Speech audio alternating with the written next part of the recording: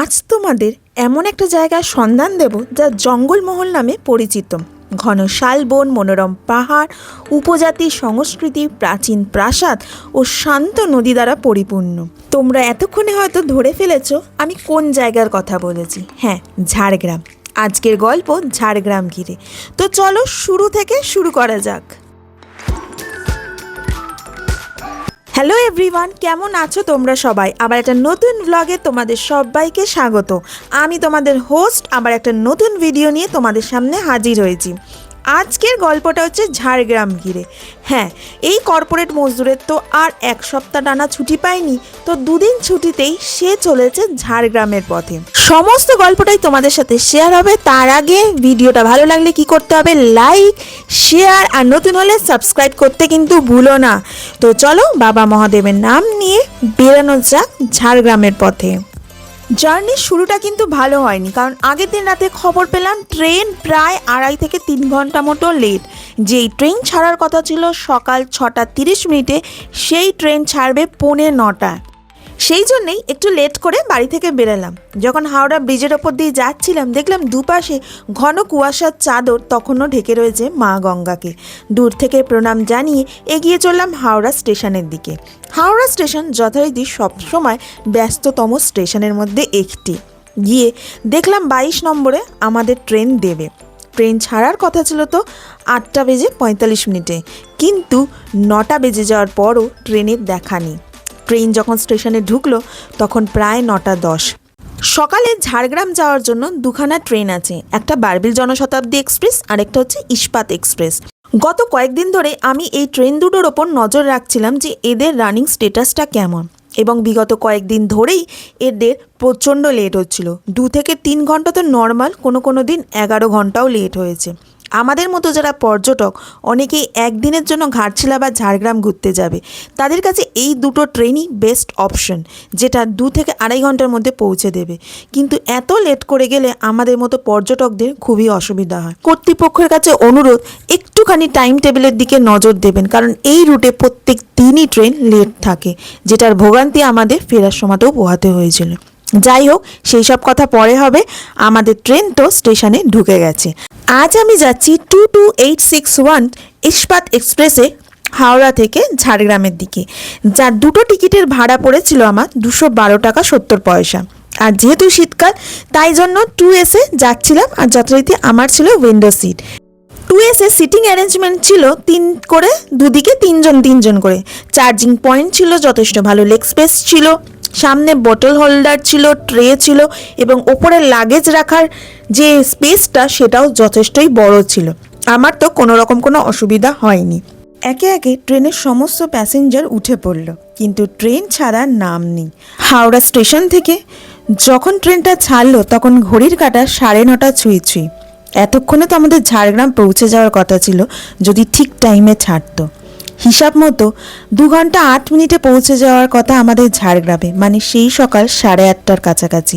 সেখানে এখনই বাজে 9:30। এতক্ষণে হয়তো আমাদের প্রথম ট্যুরিস্ট স্পটটাও দেখা হয়ে যেত, কিন্তু কিছু করার নেই। কপালে যা লেখা আছে সেটাই হবে। আমরা শুধু চেষ্টা করতে পারি, আর কিছু নয়।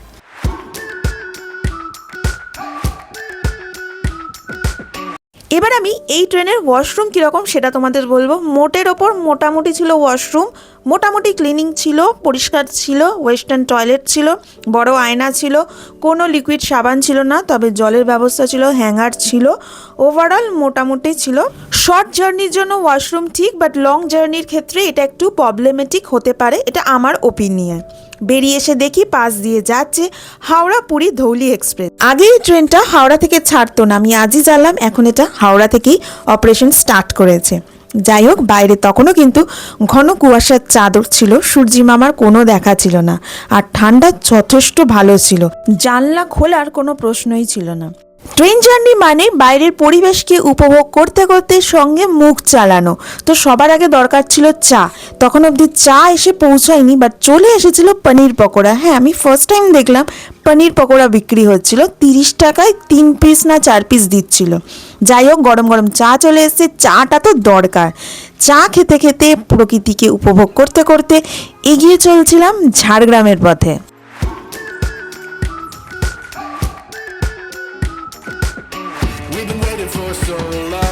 চা খাওয়া হলো, বিস্কুট খাওয়া হলো, এবার পালা ব্রেকফাস্টে। তো ট্রেন থেকেই নিয়ে নিয়েছিলাম 50 টাকার ডিম টোস্ট। ভালোই ছিল খাবারটা। এরপর অপেক্ষা শুধুমাত্র আমাদের ডেস্টিনেশন আসার। মধ্যিখানে ট্রেন আবার থেমে গেল।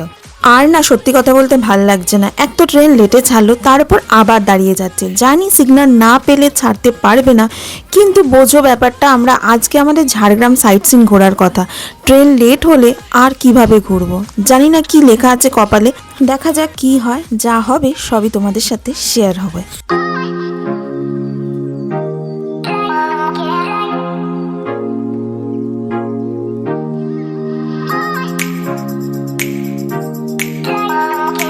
প্রায় 12টা 15 নাগাদ আমরা পৌঁছালাম ঝাড়গ্রামে। আর এই হলো ঝাড়গ্রাম রেলওয়ে স্টেশন। এখানেও প্রায় অনেকজন প্যাসেঞ্জার কিন্তু ট্রেন থেকে নামলো। আমাদের গাড়ি আগে থেকেই বুক করা ছিল, সেই মতো আমরা এগিয়ে চললাম পার্কিংয়ে। স্টেশন থেকে বেরিয়েই হচ্ছে পার্কিং। এছাড়াও টোটো এবং অটো স্ট্যান্ড আছে। যারা একদিনের জন্য ঝাড়গ্রাম ঘুরতে আসবে তারা স্টেশন থেকে বেরিয়েই টোটো বা অটো পেয়ে যাবে, বা গাড়িও পেয়ে যাবে ঝাড়গ্রাম ঘুরে দেখার জন্য।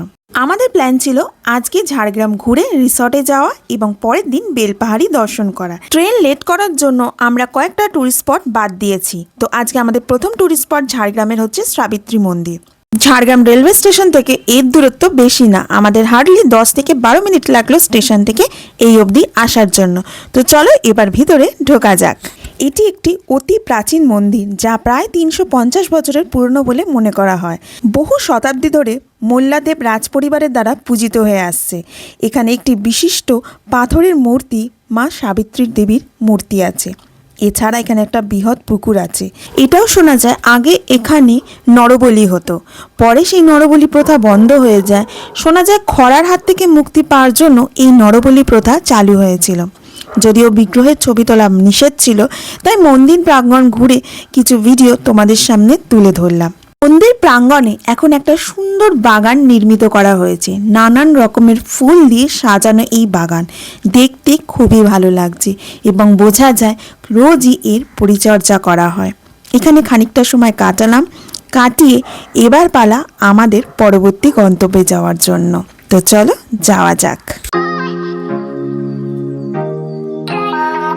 এবার আমরা চলে এসেছি ঝাড়গ্রাম রাজবাড়ি। যেমনটি তোমরা হয়তো জানো, দুর্গাপুজো বাদ দিয়ে ঝাড়গ্রাম রাজবাড়ির ভিতরে কেউ প্রবেশ করতে পারে না, শুধুমাত্র যদি এখানে তোমরা থাকার বুকিং থাকে। তো বাইরে থেকেই আমরা ঝাড়গ্রাম রাজবাড়ির যতটা সম্ভব ছবি বা ভিডিও তোলার চেষ্টা করলাম। একটুখানি ঘুরে তারপর আমরা বেরিয়ে গেলাম আমাদের পরবর্তী গন্তব্যের জন্য।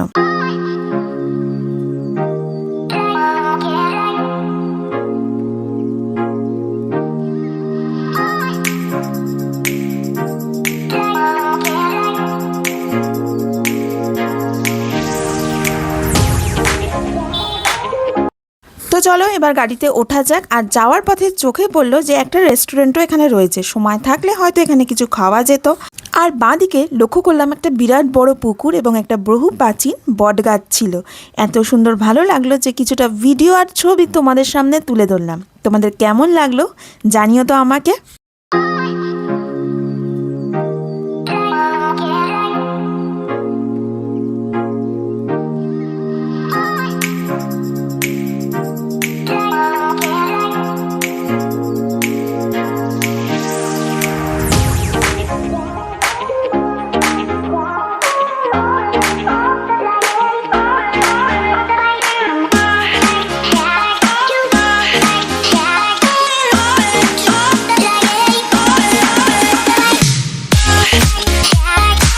এবারে আমরা যে ট্যুরিস্ট স্পটে যাচ্ছি সেটা হচ্ছে ট্রাইবাল মিউজিয়াম। এটা ঠিক হাইওয়ের কাছে অবস্থিত এবং ঝাড়গ্রাম রাজবাড়ি থেকে এর দূরত্ব বেশি না। ঢোকার সময় মনে হলো যেন আমরা কোনো অরণ্যে প্রবেশ করছি। এত বড় বড় গাছ যে দেখেই মনটা ভরে গেল। সত্যি এটাই তো ঝাড়গ্রামের বৈশিষ্ট্য, এর জন্যই তো এত দূরে চলে আসা। এখানে বড় পার্কিংয়েরও ব্যবস্থা রয়েছে। এছাড়া এখানে গেস্ট হাউসও রয়েছে, যেখানে তোমরা থাকতেও পারো। আবার একটা রেস্টুরেন্টেরও ব্যবস্থা রয়েছে। এত সুন্দর এখানকার লোক সংস্কৃতির কিছু মূর্তি তৈরি করা রয়েছে। এছাড়াও কিছু বন্য প্রাণীর মূর্তি এখানে রাখা রয়েছে। এই জায়গাটা না আসলে না সত্যি ভালো লাগতো না। এখানে এসে কিছুক্ষণ শান্ত মনে দাঁড়িয়ে থাকলে না অসংখ্য বন্য প্রাণীর আওয়াজ বা পাখির আওয়াজ কোলারব তুমি শুনতে পারবে। আর মিউজিয়ামে ঢুকতে গেলে কিন্তু কোনো পয়সা লাগে না, আর মিউজিয়াম সোমবার বন্ধ থাকে।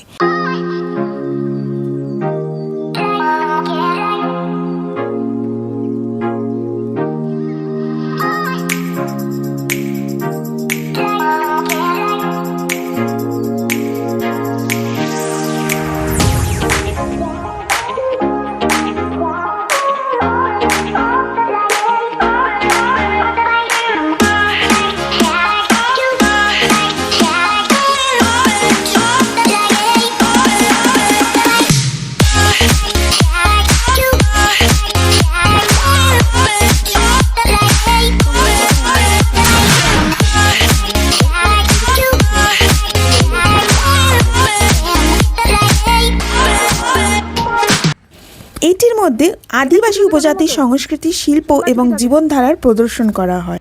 ঝাড়গ্রাম কিন্তু বিভিন্ন কারুকার্য এবং শিল্পকলার একটা অদ্ভুত ভাণ্ডার। ঝাড়গ্রামে অনেক উপজাতি যেমন সাঁওতাল, মুন্ডা, এদের সংস্কৃতির মেলবন্ধন।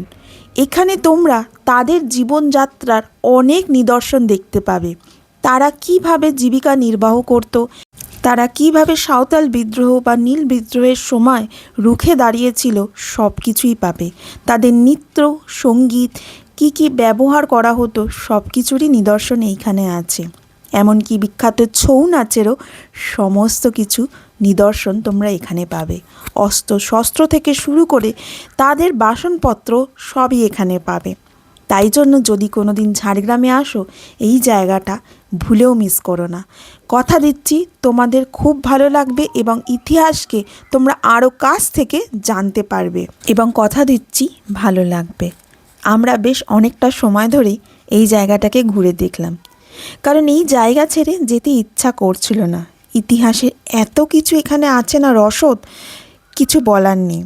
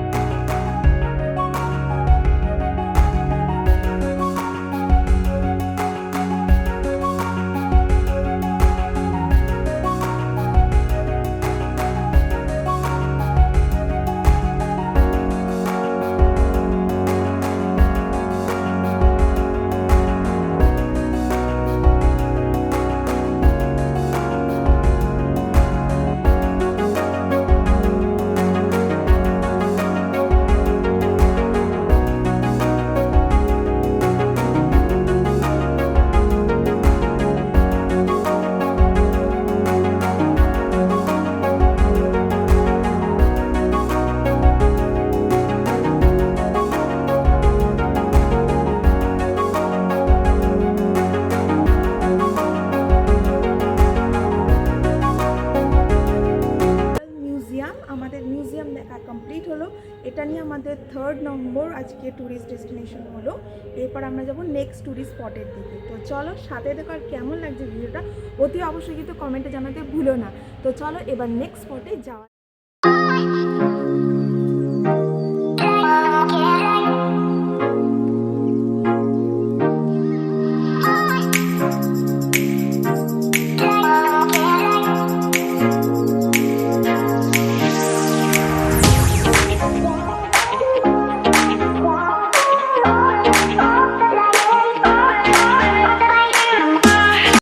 এরপর আমরা এগিয়ে গেলাম আমাদের পরবর্তী গন্তব্যের দিকে, এবং সেটা হচ্ছে কনক দুর্গা মন্দির। সেটা ঝাড়গ্রাম থেকে একটু বাইরের দিকে অবস্থিত, চিল্কিগড়ের দিকে। তো চলো এইবার যাওয়া যাক কনক দুর্গা মন্দির। এটা একটা প্রাচীন হিন্দু মন্দির। যখন কনক দুর্গা মন্দিরে পৌঁছালাম তখন প্রায় বেলা 2টো বাজে। এখানে পার্কিংটা প্রচণ্ড বড়, এবং এখানে প্রচুর তোমরা খাবার দোকান পাবে। এছাড়াও তোমরা যদি পুজো দিতে চাও তাহলে এখানে পুজো সামগ্রীর দোকানও পেয়ে যাবে। এছাড়া মন্দিরের সামনেও পুজো সামগ্রীর দোকান আছে। তো চলো এবার যাওয়া যাক মন্দিরের দিকে। পার্কিং থেকে মন্দিরের দূরত্ব বেশ খানিকটাই রয়েছে, তোমাদের প্রায় 8 থেকে 10 মিনিট মতো টাইম লাগবে, কিন্তু রাস্তাটা খুবই ভালো। দুপাশে ঘন জঙ্গলের মধ্যে দিয়ে তুমি যাচ্ছ, আর ঝিঝি পোকার আওয়াজ পরিবেশকে খুবই ভালো করে তোলে। এছাড়া গরমকালেও কষ্ট হবে না, কারণ এত গাছ আছে না যে ছায়াতে তোমাদের একটুও কষ্ট হবে না। যেতে যেতে তোমাদেরকে গল্প শোনাই এই কনক দুর্গা মন্দিরের। চিল্কিগড়ের সামন্ত রাজা গোপীনাথ সামন্ত এই মন্দিরটি নির্মাণ করেন। স্বপ্নাদেশ পেয়ে দেবীর নির্দেশ মতো তিনি তার রানীর হাতের সোনার কাঁকন দিয়ে রাজা নির্মাণ করান এই মন্দিরের দেবী মূর্তি। নাম হয় কনক দুর্গা। সেই থেকেই মন্দিরের নাম হয় কনক দুর্গা মন্দির। 1960 সালে আসল মূর্তিটি চুরি হয়ে যায়। কিছু বছর পর রাজার বংশধরেরা অষ্টধাতুর একটি কনক দুর্গার মূর্তি মন্দিরে প্রতিষ্ঠা করেন। 2007-8 সালে মাওবাদী আমলেও দুবার চুরি যায় মূর্তিটি। প্রতিবার নতুন করে তৈরি হয় অষ্টধাতুর মূর্তি। বর্তমানে যে মূর্তিটি আছে সেটি দেবীর নবনির্মিত মূর্তি, এবং সত্যি মূর্তিটি দেখলে মন ভরে যায়। লোকমুখে প্রচলিত ভগ্নপ্রায় যে প্রাচীন মন্দির রয়েছে তার পশ্চিম প্রান্তের দালানে একসময় নরবলি হতো। নরবলি হতো মহানবমীর রাতে। স্থানীয়রাই বলেন দেবী নাকি রাজাকে আদেশ দিয়েছিলেন নরবলি দিয়ে সেই রক্তে তাকে স্নান করাতে হবে। সেই মতো নবমীর দিনে নাকি এক যুবক হাজির হয়, স্বেচ্ছায় হাঁড়ি কাটে মাথা দেয়। তখন থেকে নরবলি প্রথা শুরু। এখন এই প্রথা বন্ধ হয়ে গেছে, এবং বন্ধ হওয়ার পেছনেও একটা কাহিনী শোনা যায়। বলিদানকারী ব্যক্তি নির্বাচনের দায়িত্ব রাজার 4 কর্মচারীর ওপর ছিল। একবার একটি অল্প বয়স্ক ছেলেকে এই কর্মচারীরা বেছে নেয়, একটি অন্ধকার প্রকোষ্ঠে বন্দি করে রেখেছিল বলির উদ্দেশ্যে। মহানবমীর দিন ঐতিহ্য অনুযায়ী বালকটিকে বলির জন্য হাঁড়িকাঠের সামনে আনা হলে ছেলেটি হঠাৎ জোরে জোরে দেবী দুর্গা স্তুতি জপ করতে শুরু করে। সেই স্তুতি শুনেই রানী গোবিন্দমণি ঘটনাস্থলে ছুটে আসেন এবং দেবীর কাছে করজোড়ে আবেদন করে বন্ধ করেন এই নরবলি প্রথা। বর্তমানে পাঠা বলির প্রচলন রয়েছে। দেখো, তোমাদেরকে গল্প বলতে বলতে চলে এসেছি আমি কনক দুর্গা মন্দিরের সামনে। তবে এখানে আসলে সাবধান, প্রচুর হনুমান রয়েছে, তো তাই জন্য পার্স, চশমা, ফোন, ক্যামেরা সব কিছুই প্রচণ্ড সাবধানে। অতি ভয়ে ভয়ে আমি মন্দিরে প্রবেশ করেছিলাম, মাকে প্রণাম করে আশীর্বাদ নিয়েছিলাম। ফটো তো এখানে তোলা যাবে না, যাই হোক আশেপাশের কিছু ভিডিও তোমাদের সামনে তুলে ধরলাম। যখন গেছিলাম তখন মাকে দুপুরের ভোগ নিবেদন করা হচ্ছিল, তাই মন্দির কিছুক্ষণের জন্য বন্ধ ছিল। কিছুক্ষণ বাদেই মন্দির খুলে গেল এবং সমস্ত ভক্তরা মাকে পুজো নিবেদন করলেন। তোমরা চাইলে মন্দিরের সামনেও পুজো সামগ্রীর দোকান আছে, সেখান থেকেও তোমরা জিনিসপত্র কিনতে পারো। আমরা পুজো দিইনি, মাকে ভক্তি ভরে প্রণাম জানিয়ে বিদায় নিয়েছিলাম মায়ের কাছ থেকে, কারণ যেতে হবে আমাদের অনেক দূরে। আরও এখনও 2টো টুরিস্ট স্পট বাকি ছিল। এখানে বাচ্চাদের একটা ছোট্ট পার্কেরও ব্যবস্থা করা রয়েছে। ছোটো ছোটো বাচ্চারা আসলে তারা এই পার্কে নিজেদের মতো এনজয় করতে পারে। চলার পথে যদি পা ব্যথা করে বা বয়স্করা আসে, বসার জন্য বেঞ্চেরও ব্যবস্থা আছে। কোনো রকম কোনো অসুবিধা এইখানে হবে না। তো চলো এবার যাওয়া যাক পার্কিংয়ের দিকে, কারণ এবার বেরাতে হবে আমাদের।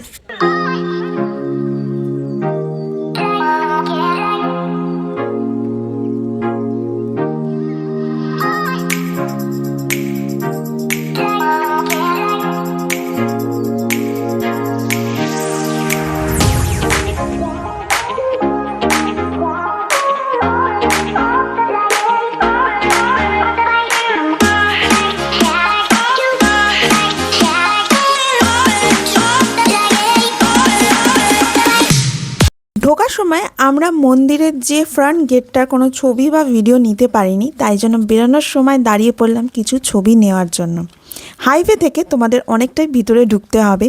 এটা হচ্ছে হাইওয়ে থেকে ডান দিকে গিয়ে এই রাস্তা ধরেই যেতে হবে কনক দুর্গা মন্দিরের দিকে। আমরা বেরোনোর সময় এটার ছবি তুলেছিলাম, এবং এর পাশেই রাস্তা দিয়েই চলে যাব আমরা এবার ডুলুং নদী আর চিল্কিগড় রাজবাড়ি। এটাই হচ্ছে আজকে আমাদের শেষ 2টো ট্যুরিস্ট স্পট ঝাড়গ্রামে। এছাড়াও একটা জু ছিল এবং আরেকটা পাখির একটা জায়গা ছিল, যেগুলো আমরা দেখিনি, কারণ টাইমের অভাব আমাদের মধ্যে ছিলই। সেই জন্য আমরা বেস্ট কয়েকটা ট্যুরিস্ট স্পট বেছে নিয়েছিলাম ঝাড়গ্রামে। আর আমার মনে হয় ঝাড়গ্রামের এই কটা ট্যুরিস্ট স্পটটি বেস্ট ট্যুরিস্ট স্পট দেখার জন্য। তো চলো আর বেশি সময় নষ্ট করব না, কারণ আমাদের যে রিসর্টটা আমরা নিয়েছি সেটা অ্যাকচুয়ালি হচ্ছে কাকড়াঝোড়ে, সেটা ঠিক ঝাড়গ্রামেও না। মানে এটাং থেকে ড্রাইভার দা আমাদের যেটা বললো প্রায় 2 ঘন্টা মতো লাগবে যেতে।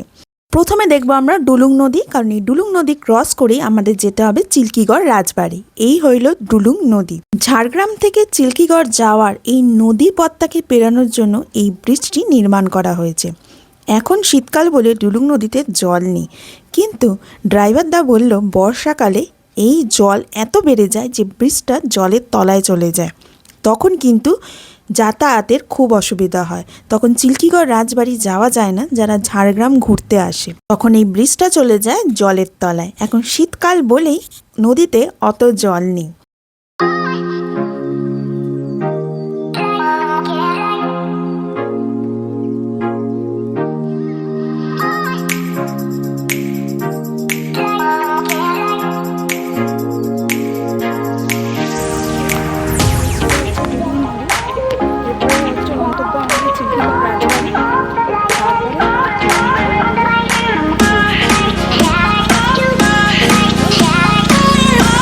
এই হলো চিল্কিগড় রাজবাড়ি। এর চেয়ে বেশি ভিডিও বা ছবি আমার কাছে নেই, কারণ যখন এখানে পৌঁছালাম আমার সাথে ঘটে গেল একটা দুর্ঘটনা। তেমন কিছুই না, এখানেও প্রচুর হনুমান ছিল। যখন আমি গাড়ি থেকে নামি আমার হাতে ছিল আমার সেলফি স্ট্যান্ড আর আমার ফোন। তো তারা এগিয়ে আসে, ভাবে কিছু আছে, এবং দুজনে দুদিক থেকে এমনভাবে আমাকে হামলা করে, আমি ভয়ে তাড়াহুড়ো করে ড্রাইভার দা আর আমার হাজব্যান্ড এতভাবে হেল্প করে যে আমি ঢুকে যাই। তো আর কোনো ভিডিও বা ফটো নেওয়া আমার দ্বারা হয়নি। তো এই ছিল চিল্কিগড় রাজবাড়ি। এমনিতেও রাজবাড়ির ভেতরে ঢোকা যেত না, তোমাকে বাইরের আশেপাশটাই ঘুরতে হতো এবং বাইরে থেকেই ছবি তুলতে হতো। তোমরা আসলে এই ব্যাপারটা একটু মাথায় রেখো। এবার ফাইনালি হচ্ছে আমাদের রিসর্টে যাওয়া, যেটা হচ্ছে কাকড়াঝোড়ে অবস্থিত। রিসর্ট থেকে ফোন চলে এসছে, তারা আমাদের জন্য অলরেডি লাঞ্চ রেডি করে রেখেছে। এবার আমাদের যাওয়ার পালা। ট্রেন লেটের জন্য আজকে আমাদের এতটা দেরি হলো, কারণ আমরা রিসর্টটা এই কারণেই চুজ করেছিলাম একটু অফবিটে, যেহেতু যাতে ঝাড়গ্রামের যে প্রকৃতি আছে সেটাকে অনুভব করা যায়। পাহাড় আর অরণ্যের মাঝে অবস্থিত আমাদের রিসর্ট। যেহেতু অফবিটে আমাদের রিসর্ট, তাই ঝাড়গ্রাম থেকে যাওয়ার পথে প্রকৃতিকে এত সুন্দরভাবে আমরা অনুভব করেছি যে আমাদের এখানে আসা সার্থক মনে হয়েছে। খিদে পেয়েছিল, কিন্তু প্রকৃতিকে দেখে মন প্রাণ সবই জুড়িয়ে গিয়েছিল। কিছু কিছু ভিডিও ক্লিপস আমি তোমাদের সামনে তুলে ধরলাম। পুরো দিলে ভিডিও অনেকটা বড় হতো, তাই যতটা পেরেছি ছোট ছোট কিছু ভিডিও ক্লিপ তোমাদের সামনে তুলে ধরেছি। আমরা গ্রামের মধ্য দিয়েও গেছি, আমরা অরণ্যের মধ্যখান দিয়েও গেছি, লাল মাটিও পেয়েছি।